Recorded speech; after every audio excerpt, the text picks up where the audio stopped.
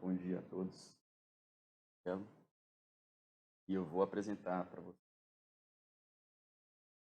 como uma ferramenta de aberto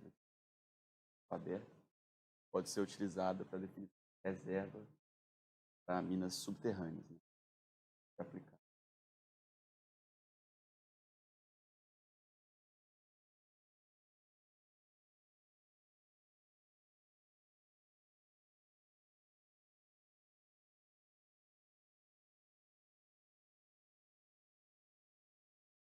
Bom, então a apresentação está de forma. Primeiro a gente tem uma introdução, que é o Pseudoflow, que é esse algoritmo aberto. Um exemplo da aplicação normal, né? Como que isso pode ser relacionado à mina subterrânea? Básico. A metodologia de aplicação para utilizar o algoritmo, para ele, reserva de mina subterrânea, parâmetros. Depois um estudo de caso de um trabalho onde isso foi aplicado.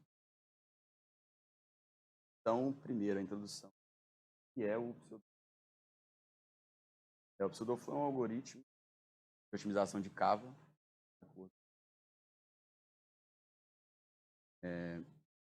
similar ao algoritmo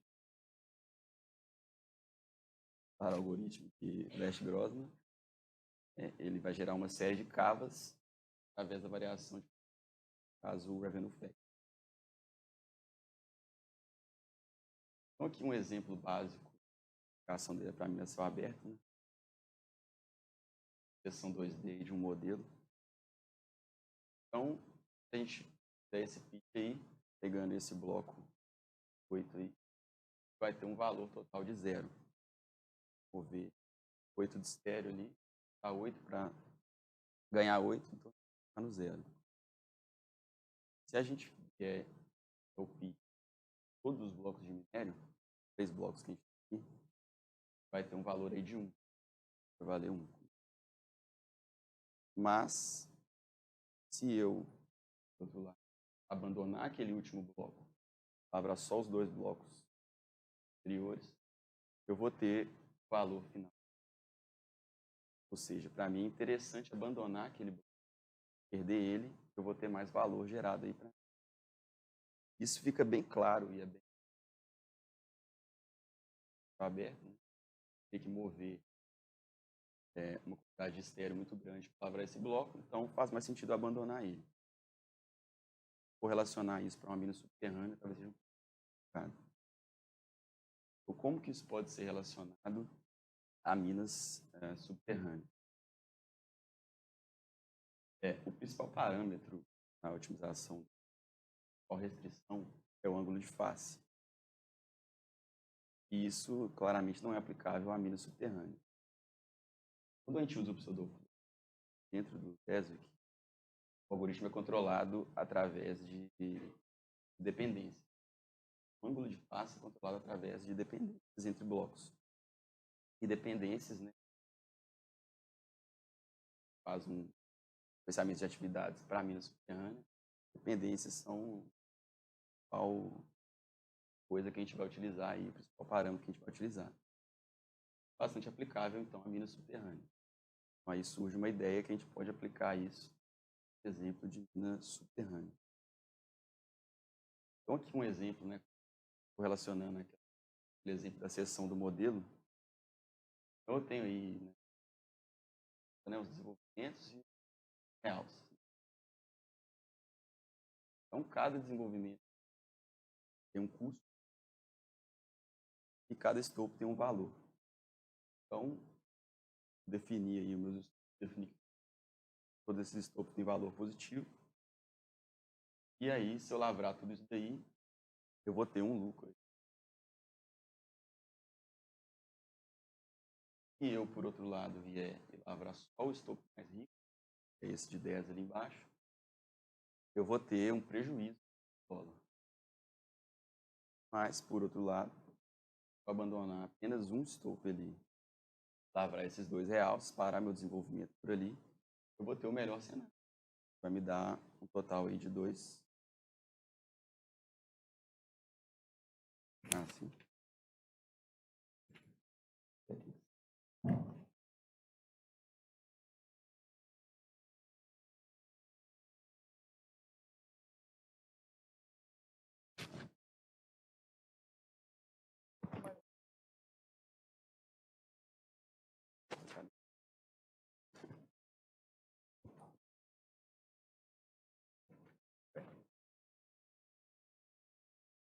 Tá, eu vou falar um pouco mais alto também. Para esse microfone. Então aí, nesse caso, eu teria o melhor cenário, que me daria aí um total de $2. Então, olhando dessa maneira, a gente vê que eu posso aplicar esse algoritmo, né? E eu tenho que fazer é trazer essas informações para que o algoritmo entenda isso dessa forma e consiga tomar a decisão. Então, qual que é a metodologia de aplicação aí que eu vou ter para isso? Primeiro, os parâmetros que eu tenho que utilizar para aplicar isso. Então, eu tenho que rodar uma base inicial de Stopes, vou utilizar um teor de corte, incluindo os custos de desenvolvimento, ou seja, para uma mina subterrânea, como que eu aplico esses custos? Eu pego todos os meus custos, custo de mina, custo de planta, custos administrativos, etc. E eu tenho o custo, que é desenvolvimento, tanto CAPEX quanto OPEX. E a maneira que eu tenho de aplicar isso no meu teor de corte é pegar a melhor informação que eu tenho, que é todo o desenvolvimento que eu tenho feito, que eu venho fazendo, dividir por todas as toneladas de minério que eu lavro, isso vai me dar um custo em dólar por tonelada. Então, dessa forma, eu estou onerando todos os escopos da mesma forma, com o mesmo custo de desenvolvimento. Sendo que, em casos de minas que já estão operando, etc., eu tenho stopes que estão muito mais próximos da área que já está desenvolvida do que outros que eu tenho que ir muito mais longe para pegar. Então, esse custo, na realidade, ele não é igual para eles.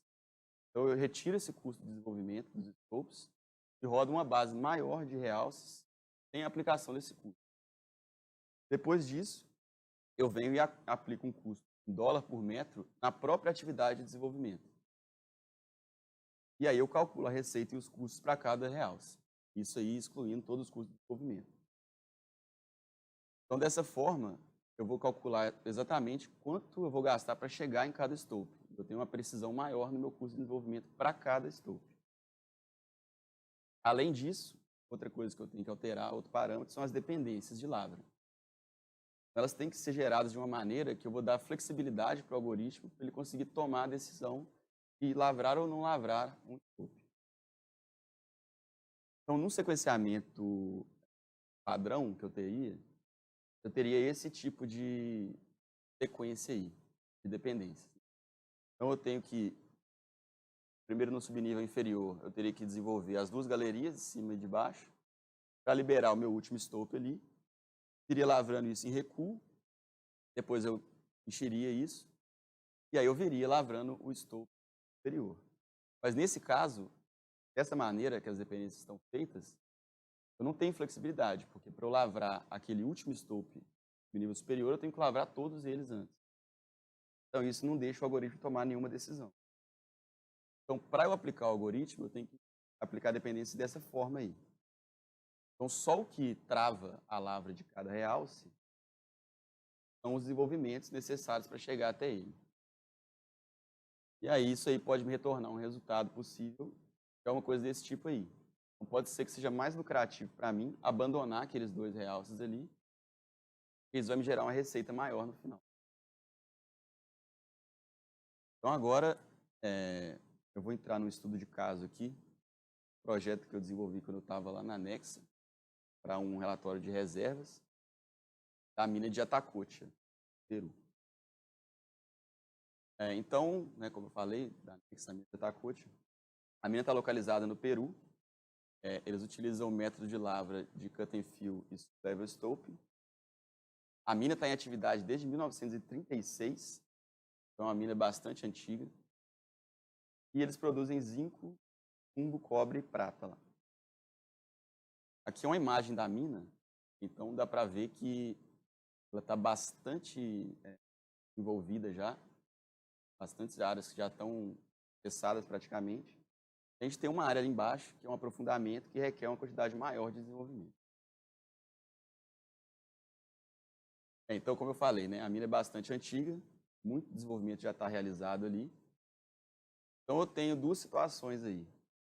Eu tenho corpos para serem lavrados perto de áreas que já estão desenvolvidas, e eu tenho corpos para serem lavrados em áreas que não foram acessadas ainda, que é tratamento, desenvolvimento maior. Além disso, aplicando o teor de corte da maneira convencional, 21% do total da mina era referente a desenvolvimento, CAPEX e OPEX.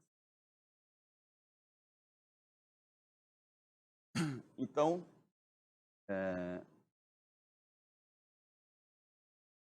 são esses dois problemas que eu tenho. Eu tenho uma situação, estupros marginais, são áreas que vão ser lavradas, que os estupros se pagam, mas eu tenho uma redução de teor nas bordas do corpo, que é uma característica de lá. E esses estupros marginais, se eu aplicasse o teor de corte cheio, né, para eles, com o custo de desenvolvimento aplicado a eles não se pagariam. Mas, como eu apliquei dessa forma, eles se pagam se eu não tiver custo de desenvolvimento. Como eles estão nas extremidades do corpo, eu já cheguei até ali, eu não preciso gastar para desenvolver eles. Então, eles acabam sendo agregados na reserva. Me dão um retorno positivo. E outro problema que eu tenho é nas áreas de aprofundamento, que é até onde eu vou descer a minha rampa, até onde eu vou gastar para acessar esses corpos lá embaixo, e vai, de fato, me dar um retorno. Porque se eu tiver esses estopos, é o contrário, né? Eu onerar todos igualmente, eles são positivos, mas se eu aplicar eles o real custo de desenvolvimento para chegar até eles, ele pode tornar um estopo negativo. Então, eu posso gerar mais valor se eu parar minha rampa e não chegar até lá. Então, os resultados, né, obtidos aí, né? Isso aí é um painel que a gente tinha. Isso seria, como ele seria se eu aplicasse o teor de corte da metodologia antiga, e quando eu aplico a metodologia do pseudoflow para definição de reservas, eu passo a agregar todos esses estopos marginais ali na minha reserva. Então, isso aí, para essa mina, é uma coisa que tem muito impacto. Porque para você fazer isso e medir isso, né, manualmente ali, os estopos marginais, você toma um tempo assim, e inviabiliza você fazer esse tipo de análise para essa mina.